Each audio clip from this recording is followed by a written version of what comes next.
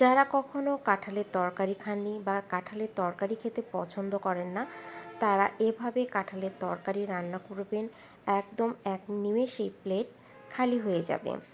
তো যারা কাঁঠাল খাননি বা খান না, তাদের জন্য আজকের এই রেসিপিটা আমি শিখেছি আমার নানির কাছ থেকে। সেই রেসিপিটাই আমি আপনাদের সাথে আজকে শেয়ার করলাম।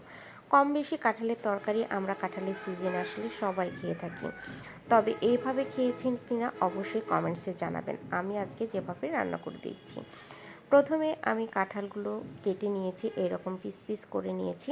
আর আমি সাথে কয়েকটা আলু দিয়েছি, আপনারা চাইলে শুধু কাঁঠালও ব্যবহার করতে পারেন।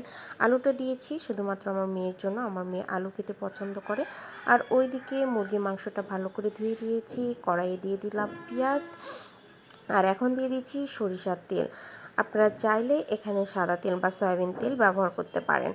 আমি যেহেতু সব তরকারিতেই সরিষার তেল খাই, তো সেই জন্য রান্নাটা সরিষার তেল দিয়েই করলাম। পেঁয়াজটা একটু ভাজা ভাজা হয়ে আসলে আমি দিয়ে দিচ্ছি মুরগির মাংস। এটা দেশি মুরগির মাংস। দেশি মুরগির মাংস বা গরুর মাংস দিয়ে এই রান্নাটা অনেক বেশি ভালো লাগে। এখন দিয়ে দিচ্ছি হলুদ গুঁড়া, আদা বাটা, জিরা বাটা, আর দিয়ে দিব রসুন বাটা, দিয়ে দিচ্ছি স্বাদ মতো লবণ। আর আমি তরকারিটা রান্না করব সম্পূর্ণ কাঁচামরিচ দিয়ে, তাই কাঁচামরিচটাও আগে দিয়ে দিলাম, যাতে কাঁচামরিচের ঝালটাও একটু একটু বের হয়ে আসতে পারে। এই পর্যায়ে দিয়ে দিলাম গরম মশলা, কালো এলাচ, সাদা এলাচ, দারচিনি এবং তেজপাতা। তারপর ভালোভাবে মাংসটাকে কষিয়ে নিয়েছি কিছুটা সময় ধরে। তারপর দিয়ে দিলাম এবার আগে থেকে কেটে রাখা কাঁঠালগুলো দিয়ে আবারও ভালোভাবে কষিয়ে দিচ্ছি। এ পর্যায়ে আমি একটু পানি দিয়ে কিছুক্ষণ রেখেছিলাম। ঢেকে আবার যখন পানিটা কমে এসেছে, তখন আমি আবার ভালোভাবে কষিয়ে নিচ্ছি।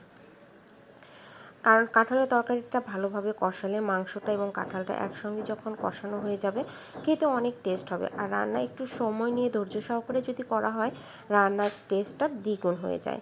এই যে আমার কষানো হয়ে এসছে সবগুলো, আমার এদিকে মাংস, আলু, কাঁঠাল সবগুলো পরিপূর্ণভাবে সিদ্ধ হয়ে গেছে। আমি এ পর্যায়ে ঝোলের জন্য পানি দিয়ে দিচ্ছি। পানি আর একটু দেবো আমি, পরিমাণ মতো ঝোল দিয়ে আমি ঢেকে দিয়ে আবারও বেশ কিছুটা সময় রান্না করব। আর এটা সাধারণত গরুর মাংস দিয়ে বা দেশি মুরগির মাংস দিয়ে খেতেই বেশি টেস্ট হয়।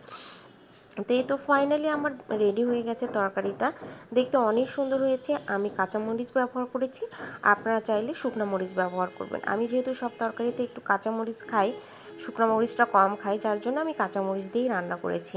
তো দেখেন কত লোভনীয় হয়েছে এবং খেতেও অসম্ভব সুন্দর হয়েছে। আপনারা অবশ্যই বাসায় একবার ট্রাই করে দেখবেন। আমার নানি এভাবে রান্না করতো, আমার কাছে খুবই ভালো লাগতো। তো আজকে বিদায় নিচ্ছি, ভালো থাকবেন, আল্লাহ হাফেজ।